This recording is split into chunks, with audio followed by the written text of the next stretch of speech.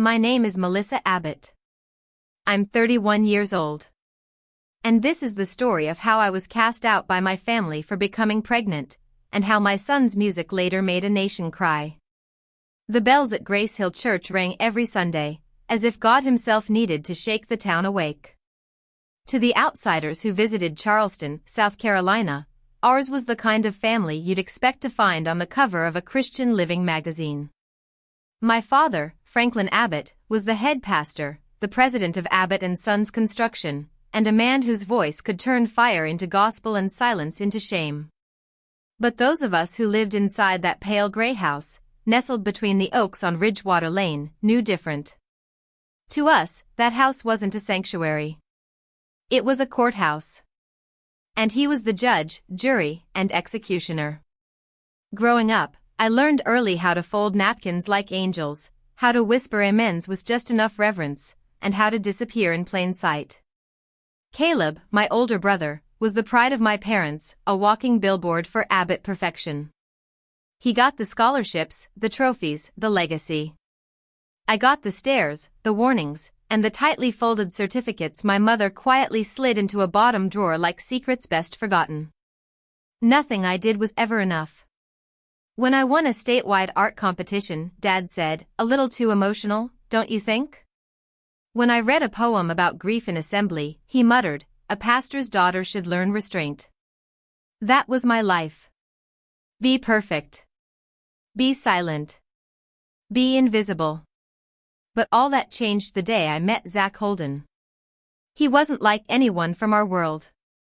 He didn't care for attention, didn't chase girls or football glory. He played the cello, with a kind of haunted grace that made the strings sound like someone weeping in a language only hearts could understand. We were paired for a literature project, and he said my name like it mattered, Melissa. Just that. But it made everything inside me stop and breathe at the same time. In Zach's silence, I found my voice. We fell into something soft but real. No declarations. Just glances held a little too long, late-night texts about poetry, shared playlists, secrets whispered in parked cars, and the kind of hugs that made you feel like maybe, just maybe, you weren't broken. When he got accepted into Juilliard, we celebrated with takeout under the stars. I had just gotten into Columbia's nursing program. It felt like everything was finally starting. Then came the nosebleeds. The dizziness. The diagnosis. Acute myeloid leukemia. Just like that, everything shattered. I stayed by his side through chemo, shaved his head when the clumps fell out, held his hand when the nurses stuck needles in, read to him on the nights he couldn't sleep. One evening, as the machines beeped like tired clocks, Zach whispered, "If I don't make it, will you keep some part of me alive?" I didn't answer. I didn't have to. I already knew what he meant. I found out I was pregnant just days after his second round of chemo failed. I stared at the test in the CVS bathroom until my hands shook. The 2 pink lines were terrifying. But they were also sacred. A part of Zach. Still here. I tried to keep it hidden. But secrets don't stay buried in small towns. I'd stuffed the pregnancy test inside a folded tissue, hid it in my coat pocket. Somehow, my mother found it. She didn't ask questions. She didn't need to. That night at dinner, my father set his spoon down and said in that voice that could cut through bone, "Anything you'd like to explain, Melissa?" I looked him in the eye. For the first time in my life, I didn't flinch. "I'm pregnant." The silence that followed wasn't empty. It was suffocating. "With who?" he asked. Zach Holden. The way he pushed back from the table, the way my brother Cole scrolled through my messages like a detective looking for sin, the way my mother didn't even blink from her apple peeling, all of it told me one thing. I wasn't family anymore. I was shame. When my father told me to leave, he did it without yelling. Just pointed to the door like I was garbage to be taken out before the neighbors noticed. My mother didn't speak. Cole watched me pack like a guard supervising a prisoner. No one stopped me. No one cried. No one even asked where I'd go. I ended up sleeping in my car for 3 nights. I parked behind the Kroger near the old train tracks. The smell of old fries and sweat clung to the seats. I kept Zach's hoodie folded like a blanket. And at night, when everything went quiet, I pressed my hand against my belly and whispered promises I wasn't sure I could keep. Zach died in July. I wasn't there when it happened. I was running late with his favorite licorice. By the time I got there, the bed was empty. The nurse handed me a box with trembling fingers. Inside was a ring. Sapphire. His favorite color. And a note, written in shaky handwriting, "Hold on to the best thing we created." That was the last time I let myself cry. Not because I wasn't broken, but because I couldn't afford to be. Not now. Not with a child on the way. Not when every breath felt like it had to be earned. I named him Aiden. Aiden Zachary Holden. He was born on a rainy October afternoon in a county hospital where no one knew my name. When they laid him on my chest, all the noise, all the pain, all the shame vanished. He didn't need a family tree. He had me. And that was enough. I wish I could say that after Aiden was born, life settled into something soft, manageable, safe. But survival isn't gentle. It's teeth and bone and the quiet way your body learns to keep moving even when your soul is begging for a break. After the emergency C-section, I stayed in the hospital 2 extra days because of an infection. Alone. No visitors. No flowers. Just me and Aiden in a cold maternity ward where the nurses smiled kindly but always seemed to glance too long at the no emergency contact section on my chart. I took Aiden home to a rented motel room on the west side of Charleston, the kind of place people whispered about but never admitted to staying in. The carpets were stained. The ceiling tiles sagged. The air conditioner rattled all night. But there was a roof, a bed, and a small fridge that barely worked. That was enough. I propped up a photo of Zach by the window. Aiden stared at it often, like even in infancy, he sensed something deeper. Like he knew his father's spirit had never really left us. Some days I barely ate. Other days I made rice with ketchup or stretched a peanut butter sandwich across 2 meals. I applied for WIC. I walked to the gas station at 5 a.m. for diapers on sale. I learned to boil water in a microwave and sterilize bottles in the bathroom sink. When Aiden cried, I rocked him in rhythm with Zach's old cello music, soft, steady, the only lullabies we had. Then came the fever. Aiden was 3 months old when I noticed his skin felt hot. He wasn't eating. His little cries turned weak and hoarse. I tried calling clinics, but most were full and I couldn't afford urgent care. I remember driving down I-526, foot pressed flat to the gas, whispering prayers through gritted teeth, "Please, not him. Not again.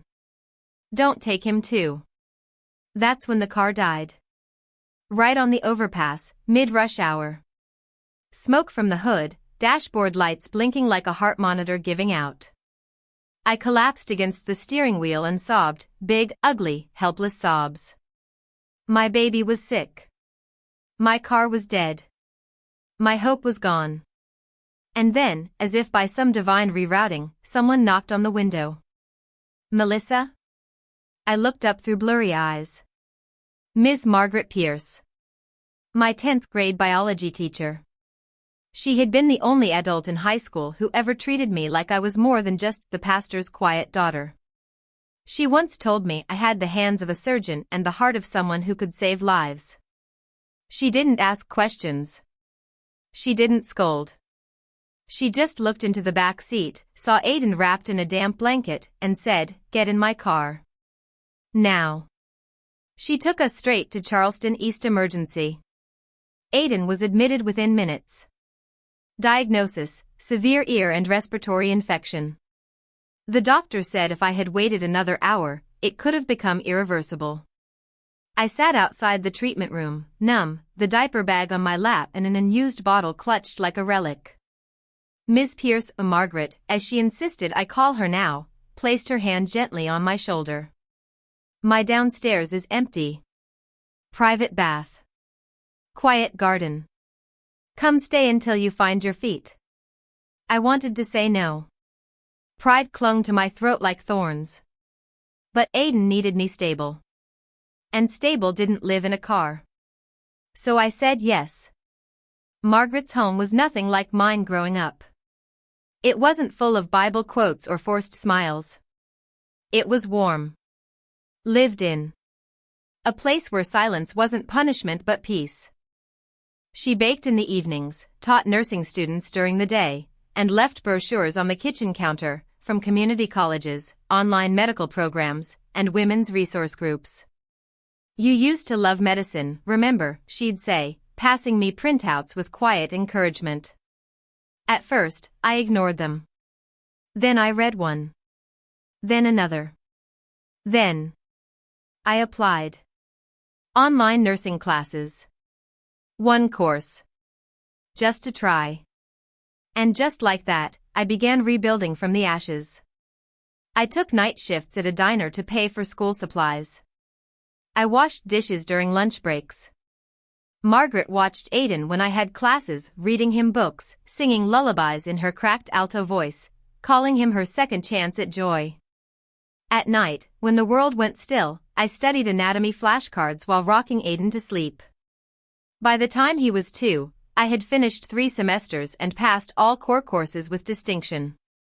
I applied for an accelerated nursing track, and got in. I graduated wearing a white coat, Aiden clapping from the front row, Margaret crying beside him. That photo, me holding my certificate, Aiden hugging my leg, sits on my desk to this day. I was hired at South Carolina Children's Hospital within a month. It was there, between night shifts and pediatric emergencies, that my name slowly grew, not for scandal, not for shame, but for skill. For compassion. For knowing how to sit beside a crying mother at 3 a.m. and whisper, "I've been there too." Meanwhile, Aiden bloomed. He had Zach's calmness, my grit, and something all his own, a kind of intuitive gentleness, like his soul had already lived 100 years. He started humming music at age 3. By 5, he taught himself piano on a second-hand keyboard I bought off Craigslist for $40. At 7, his music teacher called me in and said, "Your son, he doesn't learn music. He remembers it. From somewhere deep." I didn't understand what she meant, not fully, until I showed Aiden an old video of Zach playing cello at a Christmas service. Aiden turned to me and said, "That's the song that lives in my head." That's when I knew. Zach hadn't left us. Not really. He had come back, in fingers dancing over keys, in melodies woven like lullabies, in a boy who carried light inside every quiet note. The world had cast me out. But my son? He was going to make them all listen.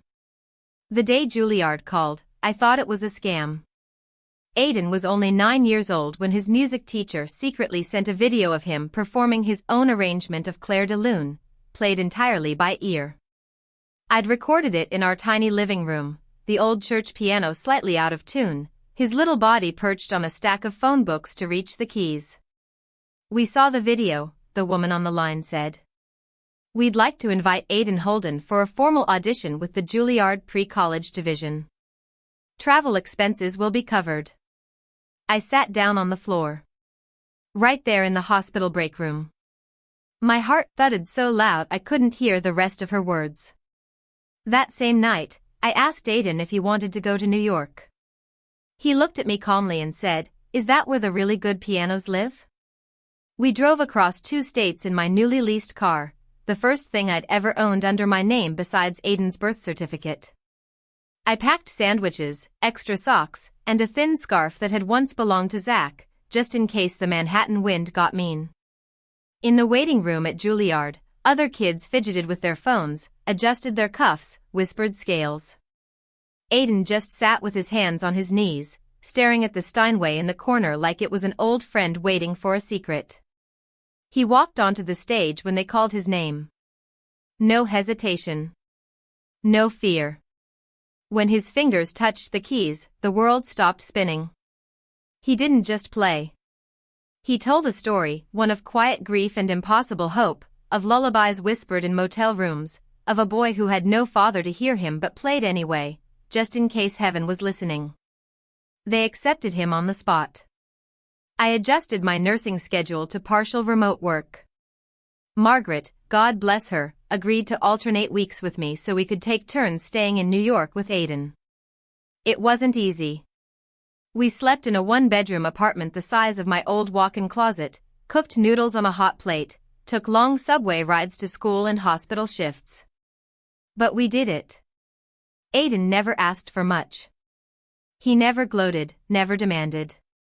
He was the same boy who used to fall asleep on my chest while Zach's cello music played from a Bluetooth speaker. Only now, that music was coming from him. One morning, I got a call from a law firm representing Noravia Tech, the pharmaceutical company that had run Zach's treatment trial. The voice on the line sounded almost reverent. Melissa Abbott? Yes. I'm calling regarding the estate of Zachary Holden. He was one of 10 core patients in a clinical study that led to a breakthrough drug now receiving global approval. Under state law, his biological child, Aiden, is listed as a beneficiary. I went cold. How much? The pause was brief. $3 million. Along with an offer to establish a non-profit foundation in Zachary's name, if you're willing. $3 million. I dropped the phone. The next few weeks passed in a surreal blur. Lawyers. Advisors. Contracts. I hired a financial planner, a good one, referred by my hospital. I made 2 decisions that very day. 1, not a single cent would be wasted. 2, every dollar would serve the future Zach never got to see. The Zachary Holden Foundation launched that spring. Its mission was simple: to provide free, safe housing for families of pediatric cancer patients. A clean place where parents could sleep without folding into chairs. Where siblings had toys and art therapy. Where grief had a place to breathe. We opened the doors 9 months later. At the ceremony, Aiden stood on a small wooden stage in a crisp black suit and said into the microphone, "I never met my dad. But I think he would have liked it here." A video of his speech went viral. Donations doubled in 2 weeks. Letters poured in from across the country, parents thanking us, musicians offering to play for the foundation, people sharing stories of love and loss that mirrored my own. Aiden was 11 when he composed Stillness in the Heart, a duet for cello and piano. I listened to the demo one night after a double shift. I sat in my car in the hospital parking lot, the music filling the cabin. It was soft. Wistful. Like the sound of someone remembering a goodbye that never got to happen. That piece was selected to be performed at Lincoln Center's National Young Talents Showcase. Aiden would be the youngest performer ever featured. I flew to New York the night before the concert. I didn't sleep. I ironed his shirt 3 times, braided back my hair, polished my shoes until they stopped looking tired. When he walked onto the Lincoln Center stage under those golden lights, every camera flash disappeared. There was only him. And the music. He played with his whole body, not flashy, not showy, but with a stillness so pure it felt like prayer. Notes rose from the piano like memory itself, blending into the deep voice of the cello. A conversation between past and present. Between the man I had loved and the boy he'd never meet. When it ended, the audience was already rising. Tears. Cheers. Silence. Then more cheers. Behind Aiden, a large screen lit up. A photo of Zach, young, smiling, cello in hand, appeared above a caption. Music may not stop death, but it can keep us alive in its echo. I pressed my fingers to the sapphire ring I always wore on a chain. It felt warm. That night, I went to bed not with grief, but with a kind of peace I never thought I'd find. And then, 3 days later, an email arrived. From Cole Abbott. Subject: Can we talk? I froze. My brother, the same man who once read my private messages to out me. The one who said I was a disgrace. The one who stood behind my father, arms crossed, as I was cast out into the rain. I opened the message. Dad saw the concert. Mom watched it 3 times. They both cried. Dad had a mild heart attack last year. He's not the same. They'd like to meet Aiden. Not to fix things. Just to see him once. Would you allow it? My chest tightened. I turned off the screen.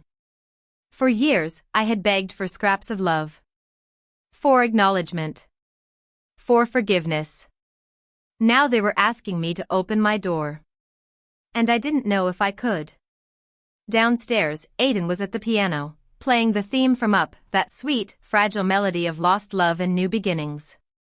I walked over, sat beside him, and asked gently, if someone who once hurt me wants to come back, would you want to meet them? He didn't pause. Did they say they were sorry? Sort of, I replied. Not directly. But maybe that's the best they know how. He thought for a moment, then looked at me. Then let them come. But we make the rules. That was when I realized something. I wasn't afraid of them anymore. I wasn't the girl who got thrown out into the storm.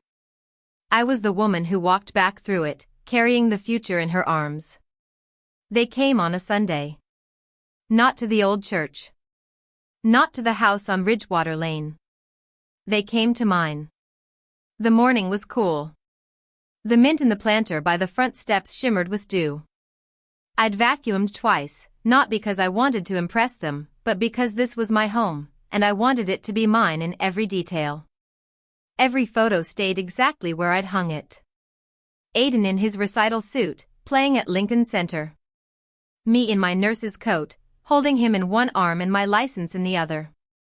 And, above the mantel, Zach. Black and white. Calm, eyes soft. Always watching. The doorbell rang at 10 a.m. sharp. I opened it to see my mother first, older, smaller, her silver hair pulled tightly back, hands gripping a leather purse like it was the only thing keeping her steady.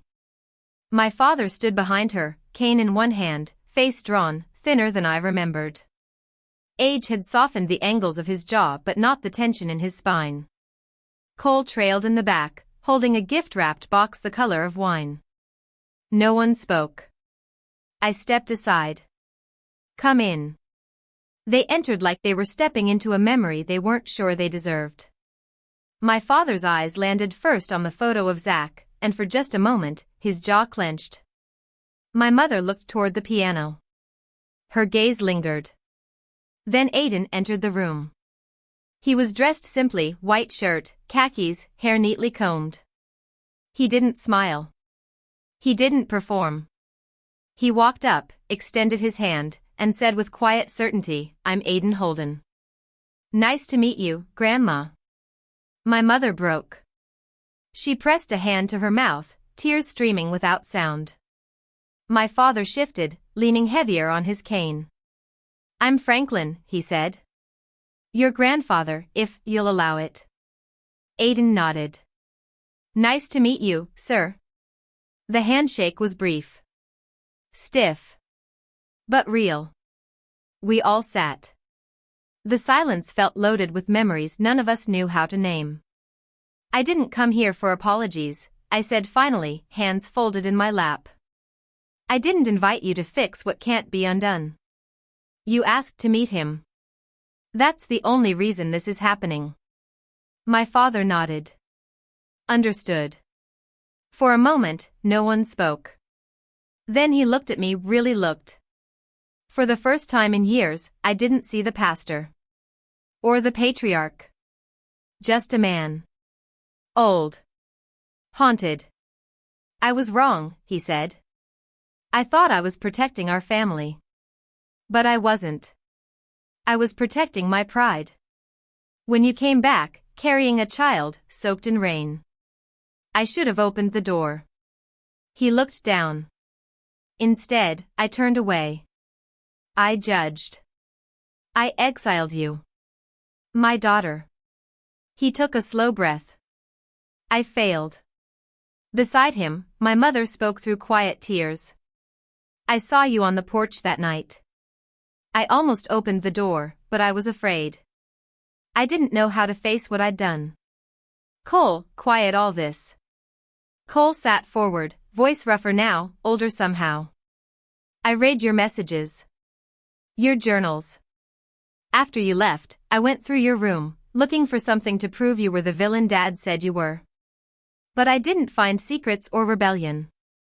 I found notes from Zach, poems you'd written, ultrasound pictures, and the list of hospitals you'd called when he first collapsed. His eyes shimmered, but he didn't blink. I told myself you were reckless. That you'd embarrassed us. But really, I was just afraid. Afraid Dad was wrong. Afraid everything we'd been raised to believe might have made us cruel. The room felt too quiet. Even Aiden had gone still, watching them all with a kind of intuitive calm. He was absorbing every word, every shift in tone, like music before it became notes. I leaned back in my chair, arms crossed. I didn't bring you here for closure, I said. That's a privilege you lost when you told me to leave. I brought you here because my son wanted to meet you. But this house? It's built on truth. And I won't let it be invaded by anything less. No one argued. No one protested. Aiden stood from the couch and walked to the piano. He sat gently, as if not to break the air around him. I wrote something, he said. It's not finished. But I want you to hear it. He placed his fingers on the keys and began to play. It wasn't a grand, sweeping melody like his performance at Lincoln Center. It was quieter, more raw, a song made of pauses, of spaces where words had failed, of the silent ache between mothers and daughters, fathers and children. It sounded like forgiveness that didn't come easy. Like grief that still rattled in the bones but didn't demand revenge. It sounded like us. When he finished, no one clapped. We just sat there, the silence heavier than applause. My father whispered, "What's it called?" Aiden looked at him. The light of the unseen. For a few moments, no one could speak. Then I rose, walked to the kitchen, and poured tea for everyone, jasmine, warm, no sugar, the way Zach liked it. We drank in silence. That visit ended without fanfare. No hugs. No dramatic reconciliations. Just a quiet, mutual understanding that something had shifted. That maybe, just maybe, a door that had long been sealed had opened a fraction. In the weeks that followed, therapy began. Not because I believed a counselor could fix decades of silence and shame. But because Aiden asked, would it help me understand where I come from? So I said yes. We met every Saturday at Charleston West Community Counseling Center. The room was small, with pale gray walls and a painting of a tree losing its leaves. Our therapist, Elaine, was steady and soft-spoken, her voice like slow rain on a tin roof. The first session, no one talked for 10 minutes. Then Cole broke the silence. My sister survived while we clung to a fantasy that we were righteous. Elaine nodded. Today, we won't talk about blame. Only about consequences. One by one, we unraveled. I spoke of sleeping in my car, of labor pains with no hand to hold, of wiping down motel sinks with bleach because I couldn't afford a crib. Of holding Zach's hoodie through every contraction. Of naming Aiden in a hospital room filled only with strangers. My mother cried. Not loudly. Not performatively. Just, quietly. Like the weight she had carried was finally leaking out. I told myself I was being loyal to the family, she said. But I was really just being cowardly. I let the door stay shut.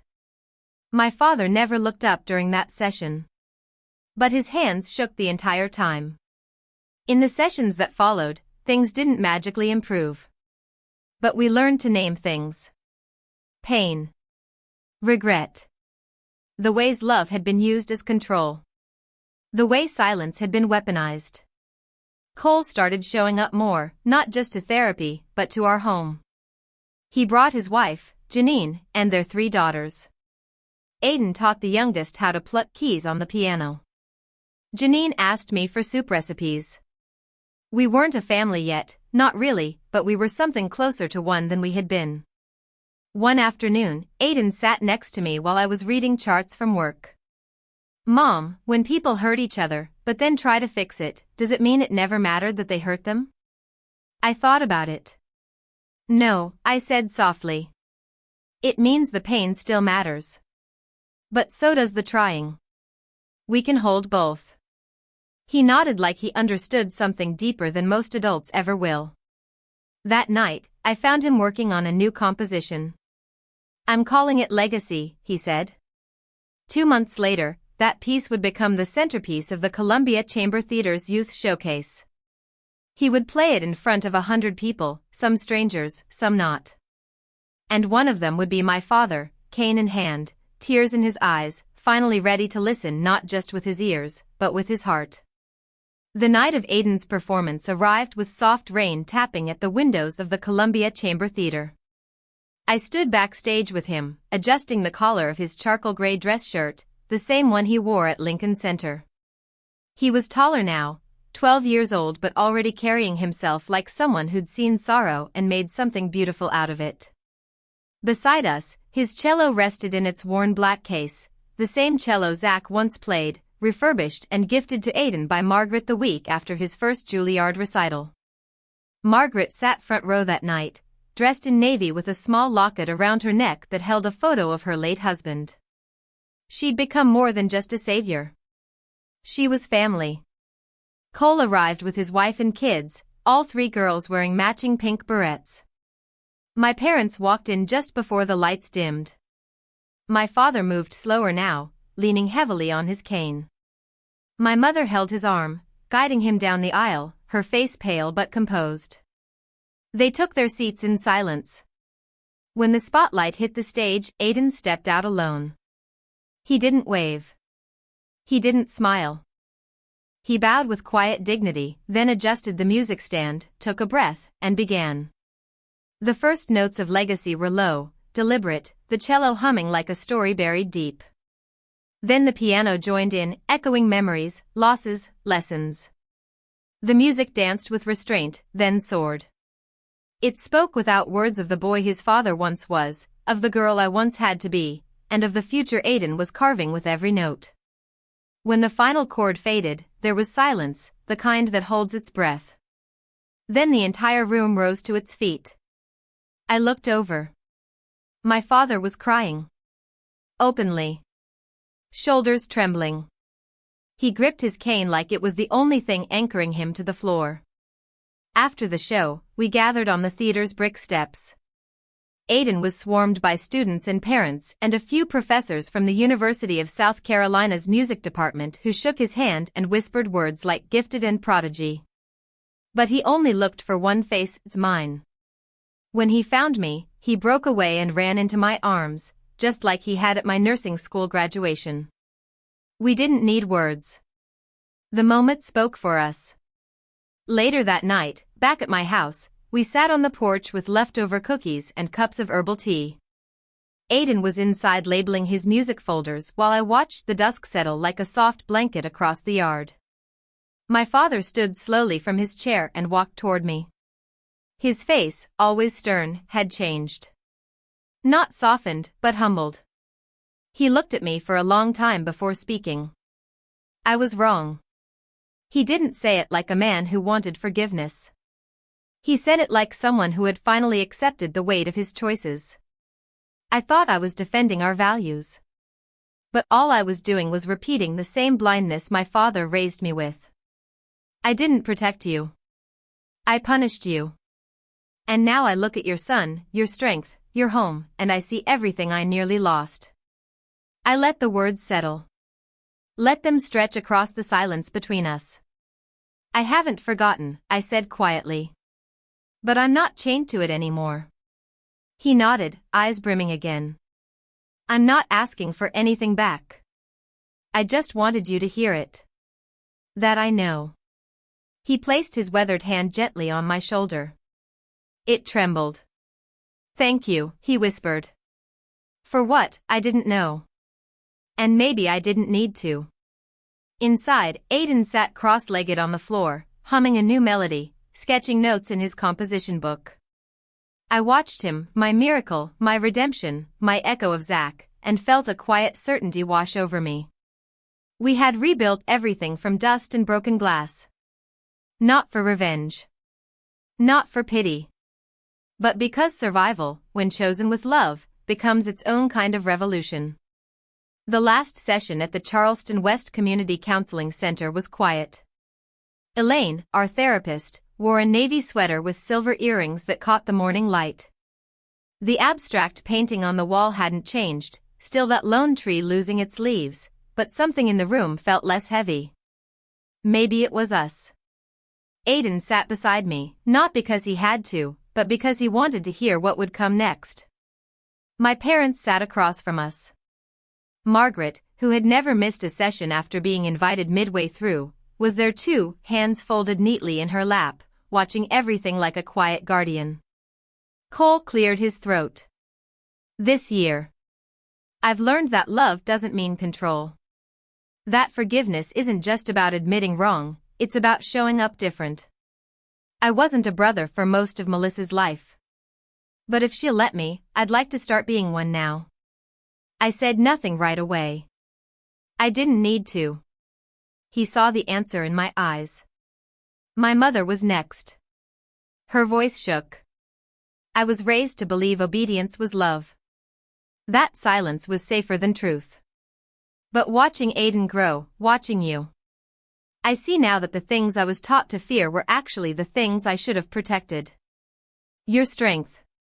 Your independence. Your heart. Tears spilled from her eyes. She didn't wipe them. Just let them fall. Then it was my father's turn. I led our family by rule, he said, voice low. But what I see now, what I'll never forget, is that the one I cast out built a better family than I ever did. One rooted in compassion, not fear. One I hope I'm worthy of witnessing. He looked at Aiden. You carry your father's gift, but your mother's courage. And I know now, that's the holiest combination God could have made. Elaine closed her notebook. Then maybe today, we don't need a lesson. Maybe today, we just witness each other. And for the first time, I didn't feel like the wounded daughter sitting across from those who had betrayed her. I felt like the woman who survived it all. That summer, Aiden was invited to perform at the National Youth Orchestra's 50th anniversary gala in Washington, D.C. The Kennedy Center. An audience of senators, diplomats, world-renowned musicians. The piece he chose? Legacy. He added a final movement just weeks before the performance, a soaring section that began in minor chords but swelled into something triumphant, like sunlight finally breaking through thick clouds. We sat in the velvet seats, me, Margaret, my parents, Cole's family, and even Zach's old music professor, who had come after I reached out. When Aiden walked onto that stage, applause rippled like a tide. But he didn't look overwhelmed. He bowed, sat at the grand piano, and nodded at the orchestra behind him. And then he played. For 12 minutes, no one breathed. His fingers moved like they were painting air. And when he finished, the room erupted. Standing ovation. Tears. Shouts of bravo. The cameras zoomed in as Aiden bowed deeply, his face serious, then calm. Then the screen behind him lit up. A single photo. Zach Holden, age 19, cello at his side, eyes closed in concentration. Below it, a caption. In memory of the music that never got to be finished. But still found its way. That video went viral. News outlets picked it up. Blogs. Music forums. The boy who carried his father's song. The clip aired on national television. That night, my inbox filled again. Not with judgments. Not with family demands. With gratitude. Letters from parents. From other girls who had been cast out. From musicians who said they felt seen for the first time. And one message, just one, from a teenage girl in a small Georgia town. My name's Rachel. I'm pregnant. My pastor dad told me to leave. But then I saw your story. And I think, maybe I can make it, too. I cried harder than I had in years. Because that was it. That was the full circle. This story, my story, wasn't just about me or even about Aiden. It was about breaking a legacy of silence. And building something stronger in its place. Something real. That fall, the Zachary Holden Foundation expanded to open its second family housing center, this one in Georgia, near where Rachel lived. She moved in 2 weeks before giving birth. She named her son Elijah. Aiden sent her a small piano and a handwritten note. Your story is music too. Don't let anyone mute it. These days, Aiden performs all over the country. He's still quiet. Still thoughtful. But more than anything, he's free. I still work at the hospital. Still walk the halls at 3 a.m. in my scrubs. But now, people greet me with more than polite nods. They greet me with respect. Because they know who I am. Because they've heard our story. And maybe most importantly, because they finally listened. Melissa's journey is a powerful reminder that even in the face of rejection, isolation, and heartbreak, one act of courage, one life brought into this world with love, can echo louder than hate ever could. Forgiveness doesn't mean forgetting the past. It means refusing to be owned by it. And as Aiden's music continues to touch hearts across the nation, Melissa's quiet strength will always be the reason it exists at all. If this story moved you, share your thoughts in the comments. Would you have had the strength Melissa showed? Could you find it in yourself to forgive? Don't forget to subscribe to Revenge Echoes, where the truth is always louder than the silence.